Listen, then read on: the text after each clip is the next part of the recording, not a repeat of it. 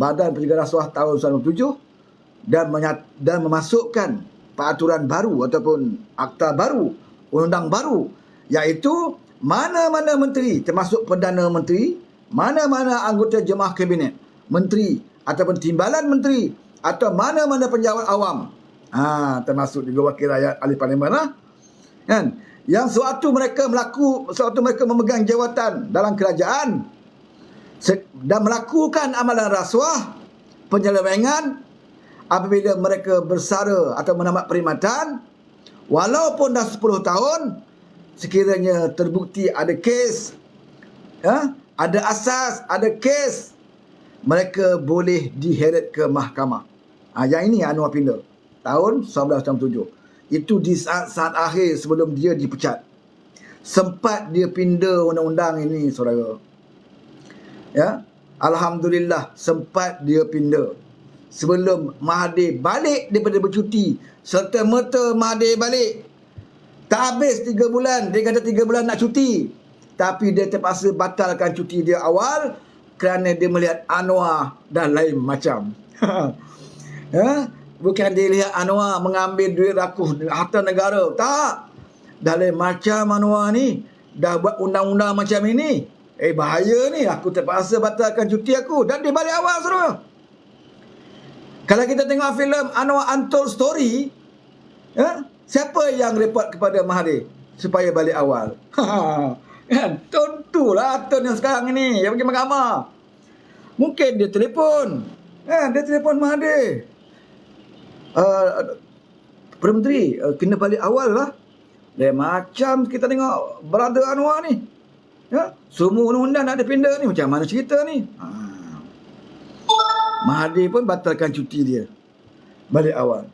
Kalau itu macam Kalu, apa nama, Kalu dia pindah undang-undang Kalu, apa nama, dia pun balik.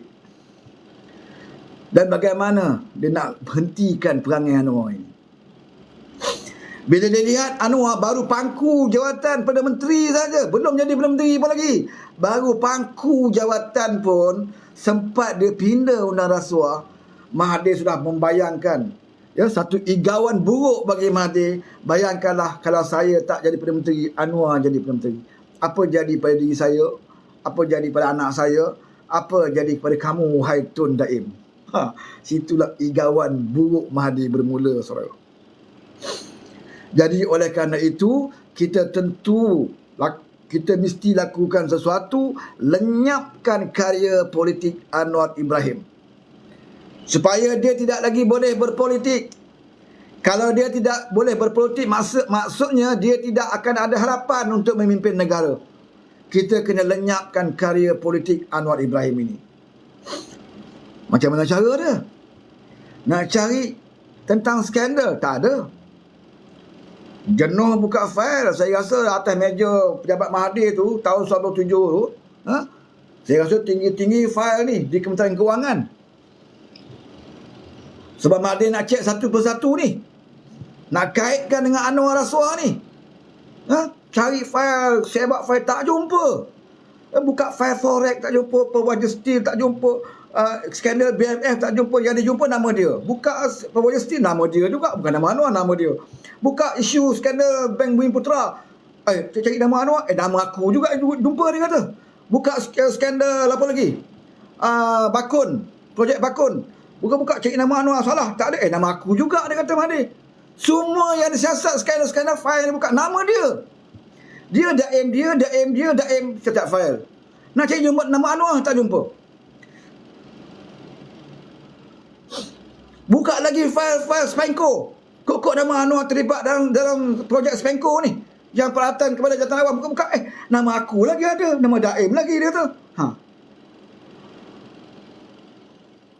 Apa dia nak buat? Tak jumpa nama Anwar. Buka file, nama dia, nama Daim. Nama dia, nama Daim. Nama dia, nama Daim. Apa nak buat? Akhirnya terpaksalah gunakan idea yang pernah dilakukan zaman kuno, zaman para nabi, zaman para sahabat, iaitu memfitnah Anwar dengan satu fitnah yang paling jijik, yang negara bertamadun tidak akan pernah terfikir, saudara. Ini yang paling mudah kita nak buat, dia kata. Kalau kita nak cakap tentang duit kewangan yang Anwar songlap, benda yang melibatkan angka, melibatkan dokumen, melibatkan transaksi, sukar kita nak reka cipta. Macam kita nak tuduh orang ambil duit lah, ataupun orang rasuah. Bukan senang saudara nak tuduh, sebab dia melibatkan transaksi. Di bank-bank, kalau kita boleh delete dalam akaun kita, di bank ada simpanan, kita nak buang macam mana? Transaksi ada direkodkan. Sebab itu nak menuduh orang rasuah, nak menuduh orang kelepek duit, tak mudah. Nak atur konspirasi itu tak mudah. Tak mudah saudara. Contohnya macam saya tak makan duit, tapi ada orang nak kenakan saya dengan duit. Dia masukkan dalam bank saya, akaun saya 50,000. Tanpa pengetahuan saya, dia masukkan akaun saya 50,000. Kerana nak tuduh saya makan duit. Padahal saya tak makan duit, saya tak tahu pun. Tapi dia transfer 50,000. Kerana dia tuduh saya makan duit. Kalau saya boleh buktikan 50,000 itu saya tak pernah keluarkan, saya tidak pernah belanjakan, dan saya boleh beritahu saya tidak tahu duit ni masuk, maka saya boleh lepas. Sebab dibuktikan di mahkamah, saya tak pakai pun duit tu. Tetapi kalau saya dapat 50,000, dibukti di mahkamah saya dah keluar 10,000, minggu depan saya keluar lagi 10,000, kemudian saya beritahu dengan mahkamah, saya tak tahu. Tak boleh lah. Kalau kamu tak tahu, macam mana kamu boleh belanja 10,000 ni? Macam mana kamu boleh belanja duit tu? Jadi payah saudara nak atur konspirasi kalau melibatkan keuangan ini. Sebab dia melibatkan transaksi, melibatkan dokumen hitam putih, semua ada dokumen bab duit ni. Tapi yang paling mudah adalah untuk menuduh orang perkara-perkara macam inilah. Perkara moral, benda yang tak nampak. Upah saja seorang bagi tahu buntut kamu kena liwat, habis. Upah pula doktor, tak katakan DNA ada situ. Upah pula polis, dah sekali hakim. Boleh diatur saudara. Dan ini dinyatakan oleh Mahathir sendiri. Saudara buka Google, Mahathir pernah kata 5 juta dibayar kepada peguam untuk tentukan Anwar ini bersalah. Bukan saya sebut, Mahathir. Waktu bila dia sebut, waktu dia sama PH lah. Bila sama PH, dia kena nyatakan kebenaran. Ya, sebab dia nak bersama PH, dia terpaksa bongkar lah kebenaran.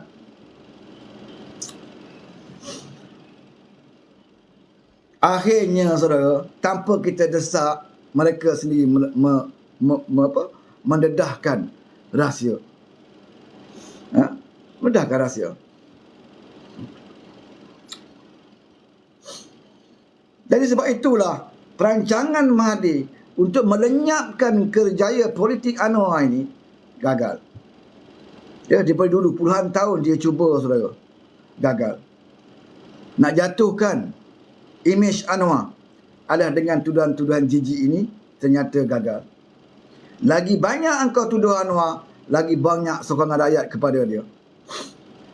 Engkau sampai penjarakan dia, kau aibkan dia, kau telanjangkan dia, kau tumbuk mata dia sebelah sampai lebam gigit mata dia sebelah. Ya, sebelah lebam, sebelah lagi ada, dia lawan, dia bangun, dia lawan. Kamu sepak telanjang, dia jatuh, dia bangun, dia lawan. Kamu masuk dalam penjara, keluar penjara, dia lawan. Sebab dulu kita menyaksikan mata lebam sebelah ini masuk di mahkamah. Rakyat sambut dia dengan baik. Rakyat mempertahankan dia. Hari ini kita melihat seorang tua atas wheelchair, bukan mata lebam, langsung tak ada mata saudara. Bukan mata lebam, langsung tak ada mata, bukan berjalan atas kursi roda. Apakah rakyat berdemonstrasi luar mahkamah mempertahankan dia? Tak ada. Kenapa tak ada? Kenapa tak ada? Sehingga dia terpaksa merayu.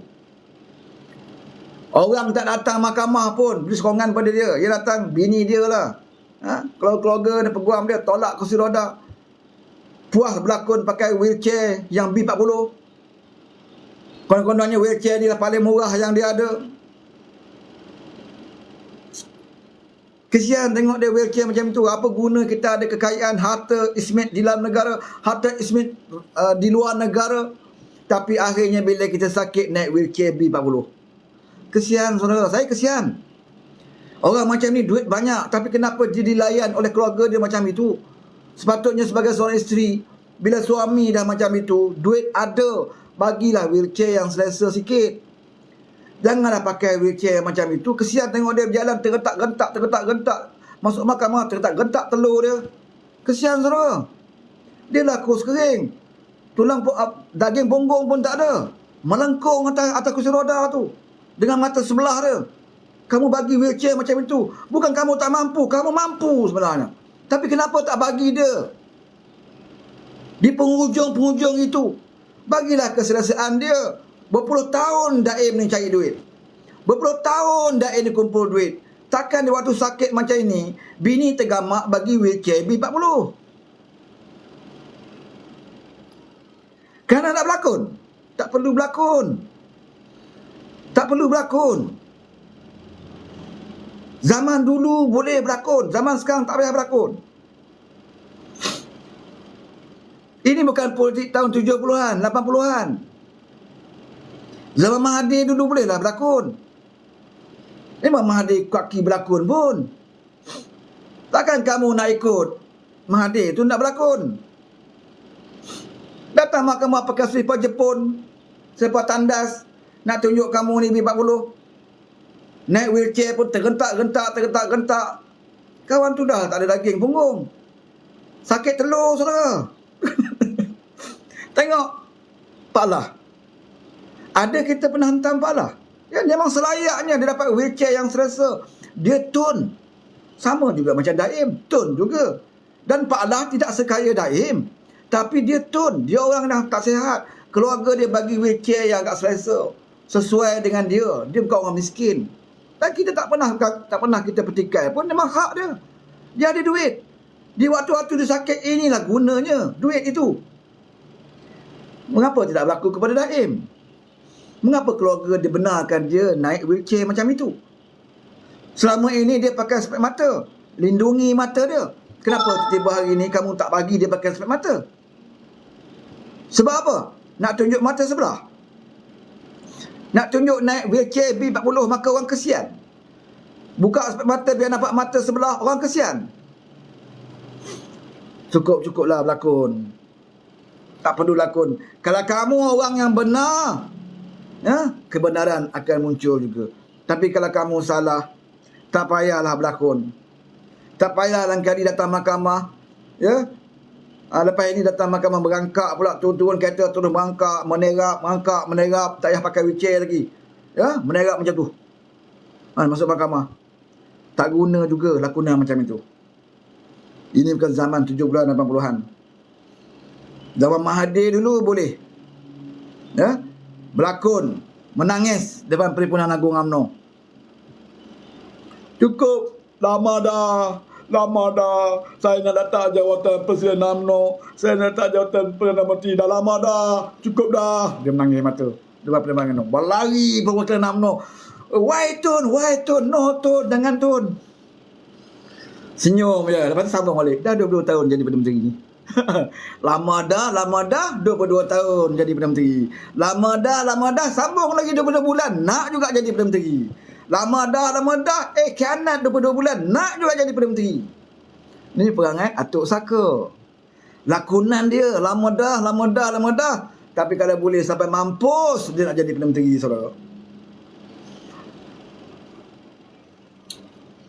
Sebab apa? Bukan sebab nak dapat duit. Duit dah banyak dah. Dah kumpul lama dah duit dia. 20 tahun belum lagi. Takkan tak cukup duit lagi. Tapi dia bukan nak jadi Perdana Menteri berkali-kali ini. Bukan kerana nak kumpul duit.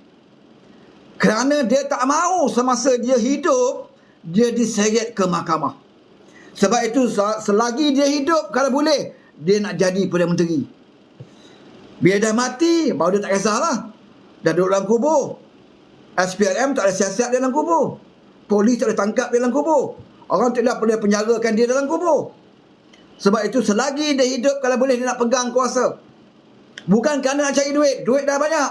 Tetapi nak lindung dia daripada dia dihadapkan ke muka pengadilan. Sebab itu dia perlukan kuasa.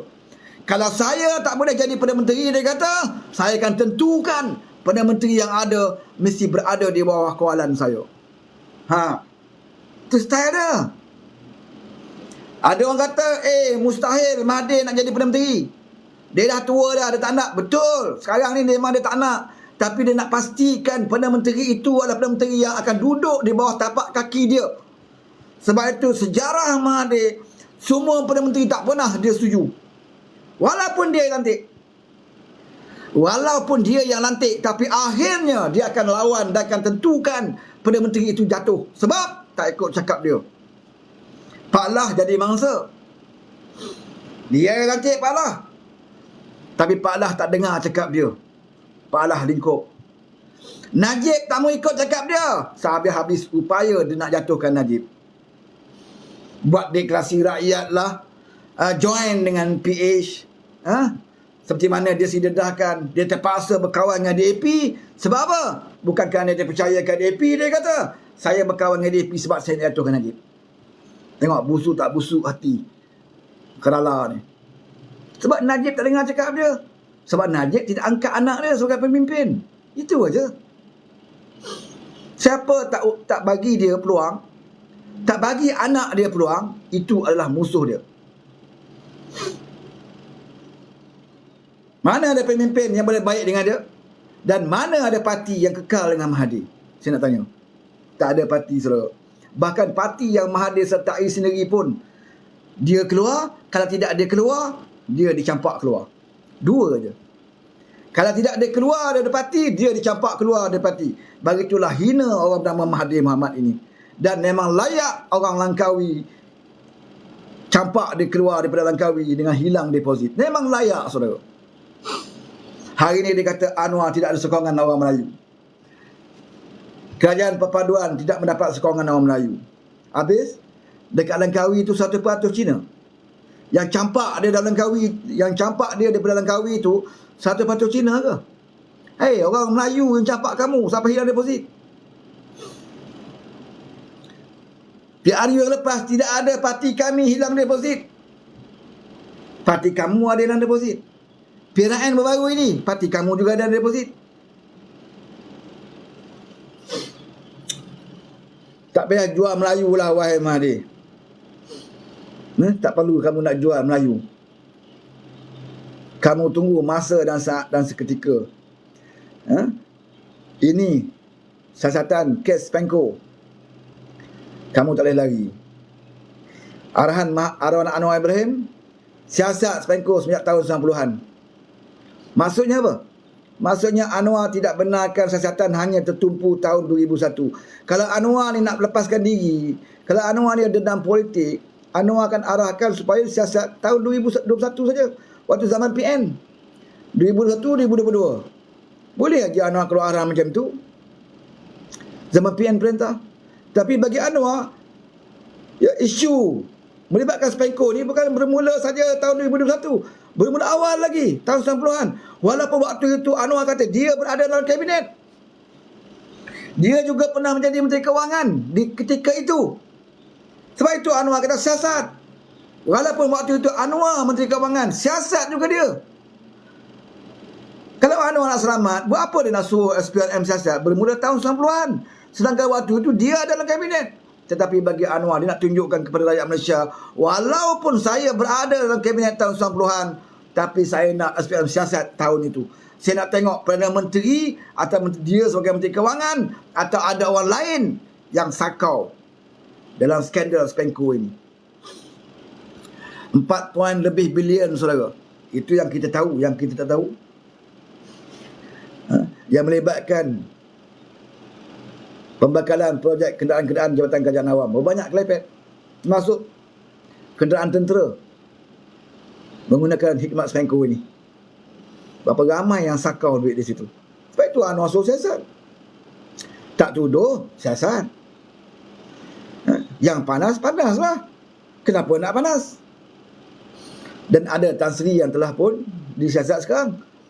20, tak salah saya, 20 akaun syarikat telah dibekukan sekarang dalam skandal Spenco ini. Itu baru Spenco, saudara. Lepas ini LCS tak selesai lagi. Ada kata, mana pergi skandal LCS? Masih dalam siasatan. Tak selesai lagi. Ini baru Spenco. Bukan baru ini, skandal lama. Ini menjadikan mereka gelisah Sampai Pak Lebay pun gelisah, saudara. Sepatutnya Pak Lebay ni lah paling seronok apabila PMX membuat tindakan sedemikian rupa. Bukankah Islam mengatakan pemberi rasuah dan penerima rasuah kedua-duanya masuk neraka? Hari ini saya baca minda Presiden PAS yang terbaru. Saya tak tahulah tulisan Presiden PAS ke ataupun admin dia ke, tapi minda Presiden PAS, dia menyatakan dia tidak akan bersama Kerajaan Perpaduan kerana kami PAS memegang kepada Islam. Kami tidak akan bersama orang yang sah dan nyata berlaku zalim. Tengok. Mudah aja dia. Dia tak nak bersama kita sebab dia kata kita zalim. Sahih, zalim dia kata. Kita pegang pada Islam. Kita tidak akan bersekongkol dengan orang yang zalim. Tapi biasalah saudara, bila dia menyebut tentang zalim, dia takkan bawa fakta dan hujah di mana kezaliman itu. Dia takkan sebut, saudara. Kalau saudara baca, dia takkan senaraikan apa zalimnya kerajaan ini. Dia takkan nyatakan. Dia hanya cakap saja sebab dia tahu wal'on akan sami'na wa ata'na. Kami mendengar dan kami taat. Ini perangai wal'on bodoh ni. Apa yang Haji Hadi sebut, dengar dan taat. Jangan tanya. Jangan kita tanya, wahai Tuan Guru Haji Al-Ahdi Al-Marangi, kami nak tanya, di manakah kezaliman Anwar Ibrahim? Di manakah kezaliman Kerajaan Perpaduan? Tolong sebut, wahai Haji Hadi Al-Marangi. Takkan ada walau nak tanya, saudara. Sebab bila kamu bertanya, Haji Hadi kata, benda-benda tanya ni, itu bisikan syaitan. Mu tanya tu bisikan syaitan. Habislah. Bertanya pun dah jadi bisikan syaitan. Nak tanya apa? Mu jangan tanya amanah Haji Hadi. Jangan tanya peristiwa Memali. Jangan tanya hamba di mana kezaliman Kerajaan Perpaduan. Dengar je hamba cakap. Mu cayalah. Tak payah tanya banyak persoalan Kerajaan Perpaduan. Ini soalan setan. Mu tahu tak? Ya Tuan Guru. Ampun kami penunggu gua. Habislah walaun. Habis diperbodoh macam itu je, saudara. Tak percaya cuma tanya jadi. Kalau betul Islam tidak boleh bersekongkol dengan kezaliman, sebutkan apa di kezaliman Kerajaan Perpaduan. Sebutkan. Kita menolak seruan ke bawah duli tuanku untuk menubuhkan Kerajaan Perpaduan kerana kita tak mahu. Kerana kita tak mahu bersekongkol dengan pihak yang zalim. Waktu itu PH baru dicadangkan untuk bersama, belum jadi kerajaan pun. Baru Tuanku Agong kata, jom join lah. PH, PN, BN, join. Satukan bentuk Kerajaan Perpaduan. Kita tolak sebab kita tak mahu bersekongkol dengan orang yang zalim. Dia belum jadi kerajaan pun, baru Agong bagi idea je, kamu dah kata dia zalim. Tengok, bodoh tak bodohnya Lebay Hadi.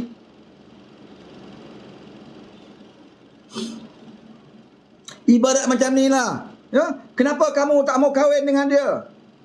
Dengan perempuan itu? Saya tidak mau kahwin dengan perempuan itu sebab dia adalah isteri yang derhaka. Tak ke bodoh? Mu belum kahwin dengan dia pun mu dah kata dia tu isteri derhaka. Alasan tak mau kahwin sebab apa? Dia isteri yang derhaka. Belum jadi isteri pun lagi. Sebab apa? Nak bagi alasan sebab apa tak mau kahwin dengan dia. Itu je. Saya tak mahu membentuk kerajaan bersama PH sebab saya tidak mahu berada dalam sebuah kerajaan yang zalim. PH belum jadi kerajaan pun lagi, baru nak ajak bergabung. Kamu dah kata tidak mahu bersama dengan zalim. Sedangkan kamu baru saja bentuk kerajaan sebelum PRU16. Kamu sebenarnya yang zalim. Kamu sebenarnya yang menjadikan seluruh negara setiap hari beratus-ratus orang mati kerana kegagalan kamu menangani COVID. Itu yang sebenarnya. Kamu yang zalim membuat lockdown, buka isyar darurat, tutup masjid. Orang nak pergi masjid kena tangkap denda beribu. Orang ziarah kubur tak ada orang pun kena denda beribu. Kamu yang zalim, PN yang zalim. Dan kenapa lepas PAS Haji Hadi boleh bersekongkol dengan PN yang zalim itu? Kenapa dengan kami tak boleh? Konon kami zalim, sedangkan kamu yang lebih zalim.